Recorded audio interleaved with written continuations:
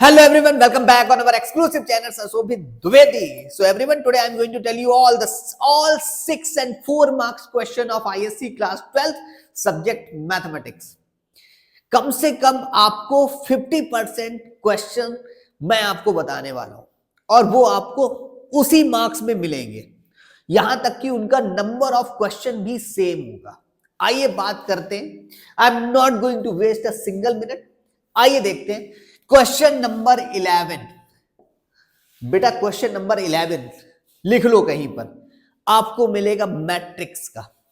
ठीक है, आपको किसका मिलेगा बेटा? मैट्रिक्स का क्वेश्चन मिलेगा और वो भी होगा क्वेश्चन नंबर 11। और ये कितने मार्क्स का मिलेगा बेटा? 6 मार्क्स का।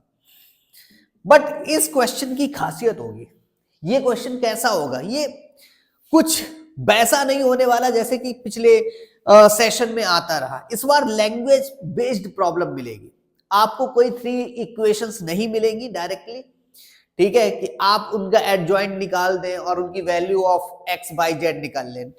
ऐसा नहीं होने वाला। Value of x by Z निकालोगे, बट ये जो प्रॉब्लम होगी ना, ये लैंग्वेज बेस्ड होगी। ध्यान से देखना, सुनना चीजों को और कहना। जब आप पेपर देकर आओगे तो आपको एहसास होगा कि जो जो मैंने बताया सेम चीजें आपको मिलेंगी। ठीक है, एक तरीके से आप कह सकते हो I am going to leak the questions, all the questions, 6 marks and 4 marks. तो ये क्वेश्चन नंबर जो 11 मिलेगा वो बेटा मैट्रिक्स का मिलेगा। वो भी कितने मार्क्स का?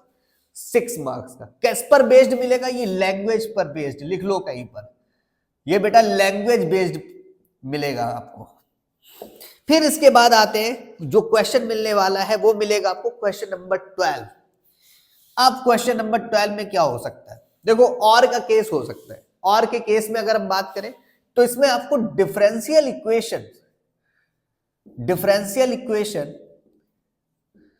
या फिर जो इंटीग्रल की स्पेशल फंक्शन की प्रॉब्लम है वो मिल सकती है। ठीक है, हैवी वाली।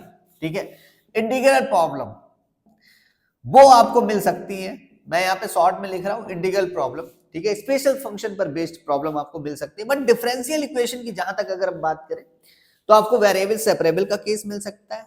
ठीक है, लीनियर मिल सकता है और होमोजीनियस। बस यही आपको 3 जो केसेस है आपको ये पढ़ने होते हैं और आपको इस तरीके से आप 6 मार्क्स ला सकते हैं। तो यहाँ पे और का केस आपको मिल सकता है क्वेश्चन नंबर 12 में। मिल सकता है कि 100% मिलेगा। ठीक है, तो ये आपका 6 मार्क्स का ये भी होगा।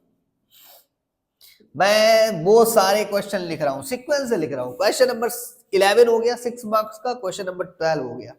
फिर आती है बात क्वेश्चन नंबर 13 की। तो 13 बेटा जो आपको मिलने वाला है वो मिलेगा मैक्सिमा मिनिमा। ठीक है, मैक्सिमा एंड मिनिमा आपको मिलने वाला है, मैक्सिमा एंड मिनिमा। ठीक है, मैक्सिमा एंड मिनिमा, और वो भी कितने मार्क्स की बेटा? 6 मार्क्स की। ठीक है, सॉलिड्स पढ़ ले आप, क्यूब भी पढ़े, क्यूबॉइड भी पढ़े, सिलेंडर भी पढ़े, है ना, और कोन भी पढ़े। ये सारे केसेस आप पढ़े, स्फीयर भी आप पढ़े। ठीक है, छोड़े कुछ भी ना, सब कुछ आपके लिए इंपॉर्टेंट है। ये तो हो गया क्वेश्चन नंबर 13।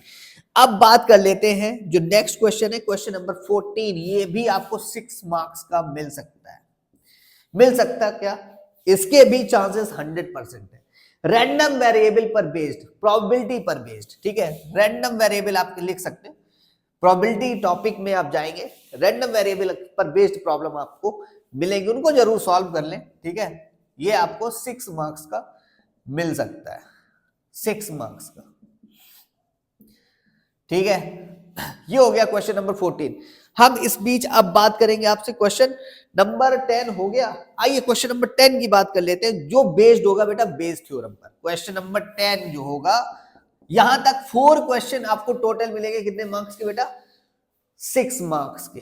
4 क्वेश्चन श्योर हैं, 24 मार्क्स आपके कंप्लीट हो गए। ठीक है, अब आते हैं क्वेश्चन नंबर 10 पर, जो कि बेस्ड थ्योरम पर बेस्ड है ना, बेस थ्योरम पर, बेस थ्योरम पर। और ये बेटा होगा 4 मार्क्स का। ठीक है, फिर आते हैं 10 हो गया, 11 हो गया, 12 हो गया, 13 हो गया। अब आते हैं क्वेश्चन नंबर किस पर बेटा? 13 14 हो गया, 10 भी हो गया है। ठीक है, अब आते हैं आप क्वेश्चन नंबर 17 पे। 17, क्वेश्चन नंबर 17 जो होगा, ये सेक्शन बी यहां से स्टार्ट हो गया। ठीक है, सेक्शन बी आपका यहां से रैंडम वेरिएबल एक तरीके से क्वेश्चन नंबर 14 है। क्वेश्चन नंबर 15 जब आएगा आप या तो सेक्शन बी सॉल्व कर रहे होगे या सेक्शन सी सॉल्व कर रहे हो। हम बताने वाले हैं सेक्शन बी की प्रॉब्लम। तो सेक्शन बी में अगर आप सपोज दैट सेक्शन बी को अटेम्प्ट करते हैं तो उस कंडीशन में क्वेश्चन नंबर जो 17 होगा वो बेस्ड होगा बेटा लाइन और प्लेन पर। दोनों ही अच्छे से पढ़े, लाइन और प्लेन को बहुत अच्छे से पढ़े। इसकी वेक्टर फॉर्म और कार्टेशियन फॉर्म बहुत ही इजी है, आ जाती है, ठीक है। तो ये हो गया वेक्टर फॉर्म और कार्टेशियन, ठीक है। दोनों में से कोई एक भी प्रॉब्लम आपको मिलेगी, वो भी 4 मार्क्स में मिलेगी, 4 मार्क्स में। और श्योर की अगर हम बात करें, जिसको 100% श्योर, कोई चांसेस ही नहीं है उसमें कि 1% भी इधर उधर हो जाए, हो ही नहीं सकता, है ना। 99.99 भी नहीं, पूरा 100% की क्वेश्चन नंबर जो 18 मिलेगा आपको, वो एप्लीकेशन ऑफ इंटीग्रल पर बेस्ड मिलेगा, एप्लीकेशन ऑफ इंटीग्रल पर बेस्ड मिलेगा बेटा, इंटीग्रल पर बेस्ड, और वो भी 4 मार्क्स का, 4 मार्क्स में मिलेगा। तो आपके क्वेश्चन जो है वो श्योर है 6, 6, 12, 6, 18, 6, 24, 24, 4, 28, 24, 8, 4, 32 and 32 plus 4, 36 मीन्स अप्रोक्सीमेटली मैंने आपको 40 मार्क्स का पेपर आपको पूरा बता दिया, ठीक है। आप इस पैटर्न से तैयारी करिए, ठीक है, और definitely nobody can stop you. You will do best and definitely you all will complete the dream of your parents. Take care. Good night.